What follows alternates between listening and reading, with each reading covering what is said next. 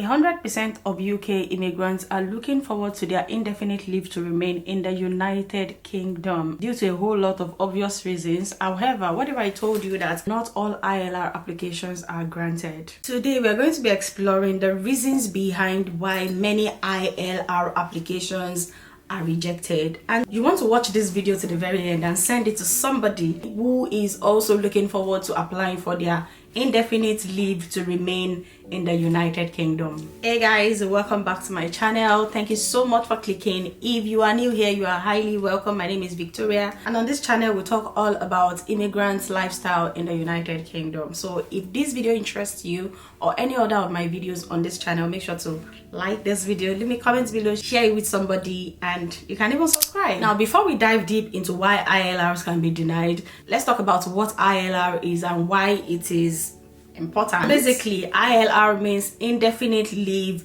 to remain, and it is like a mini passport to freedom in the United Kingdom for immigrants. So depending on the kind of visa you are on in the UK, the number of years required for you to get your ILR differ. So for some it might be 3 years, for some it might be 5 years. I'll speak more on the work visa because that's what I was on before I got my ILR. So for a tier 2 work visa, you have to have been in the UK for at least 5 years before applying for your indefinite leave to remain. And of course, there are two options. You can either be accepted or rejected. And according to the UK government, grants of settlement have been broadly increasing since 2016, but are still below the number of grants seen in the early 2010s.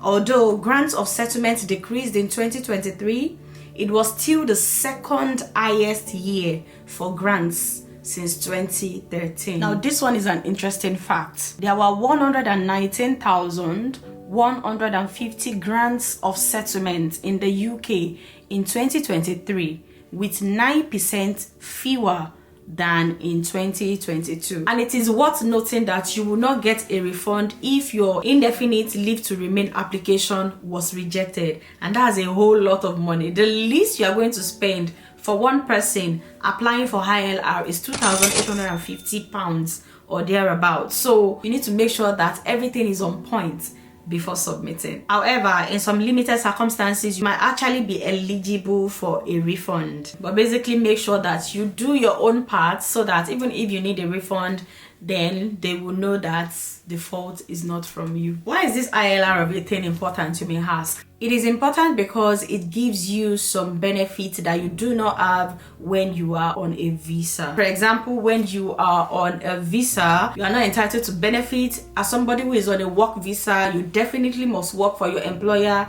and you are only allocated about 20 hours to work for another employer or any other side also that you may want to do. And trust me when I say that there are a lot of jobs that you are denied just because you are on a work visa. So having your ILR as an immigrant in the UK open up fresh opportunities for people to explore and a kind of freedom to actually do the things that they might actually want to do, such as starting a business or working in a company that they have always wanted to work with. Now let's move on to the reasons why people are actually denied their indefinite leave to remain in the United Kingdom.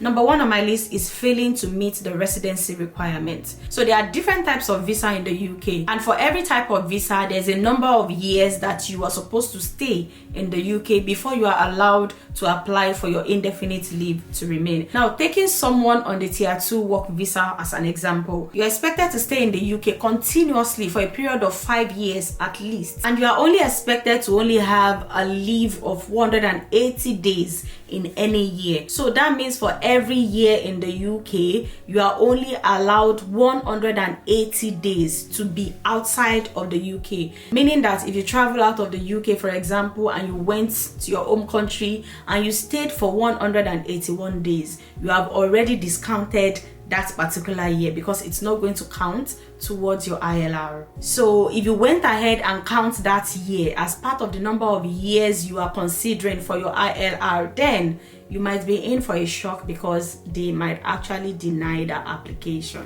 The next one I'll be talking about is incomplete application form. When you fill any form incompletely, you have actually made it easier for the person who will be reviewing that form to deny you of whatever you are applying for because you have not given enough information. In this video, I actually talked about the supporting documents, the application form, and everything you need to know about filling and applying for an ILR in the United Kingdom. There are many documents that are requested of you to submit, and failure to submit these documents can actually delay your decision or give you a totally negative decision. Also, making false statements or submitting false documents can earn you a denier. Basic thing is to make sure that you are well prepared and provide every supporting document that has been requested from you. You have the opportunity to upload these documents by yourself on the portal once you've started your application and you've paid. And you can also take these documents along with you on your appointment date for them to actually upload all these documents for you. So whichever one you are doing, make sure that all your documents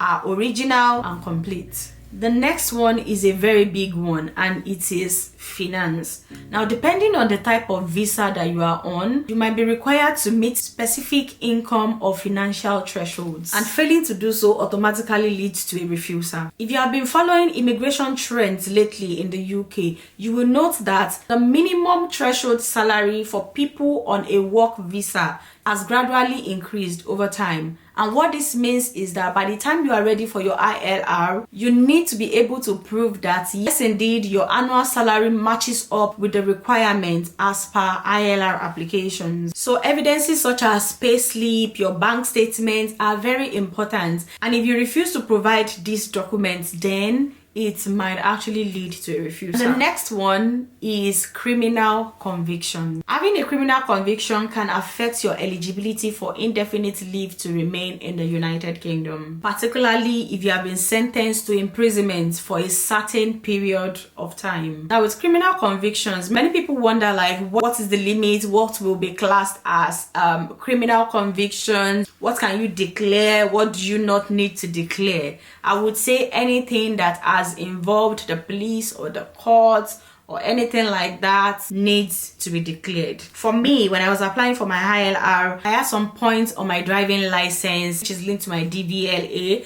I honestly do not know if that's a criminal conviction, but I put it anyway. It's better to give too much information than too little information, because they might not even have the time to start asking you to provide more evidence. The point is, any information that you will give that will make your application to be faster without any back and forth, from them, just give the information. And one of the basic requirements for indefinite leave to remain in the UK is actually proving that you are a person of good character, particularly if you have been sentenced to imprisonment for a particular period of time. Failure to disclose any criminal conviction or prove that you are a person of good character can lead to refusal. To cap it all, I would say that for people on different kinds of visa, the requirements might be different. So if you go online and log into your e-visa portal, you actually see something that states things that you are eligible for and not eligible for under your current visa. See all those lists. Make sure that you tick each one of them. As long as you are not flouting any of the conditions that is attached to your visa, I believe that you should be fine when applying for your ILR. Let me know your thoughts in the comment section. Please make sure you like this video, share this video with somebody, and subscribe if you like my content. And I will see you in this particular video where I talked more about the supporting documents that you need for applying for your ILR in the United Kingdom. Now, we don't have the statistic. Trees aren't green, the ocean is grey, sky is a vague blue, come my way. My room is a mess, it could use a hand.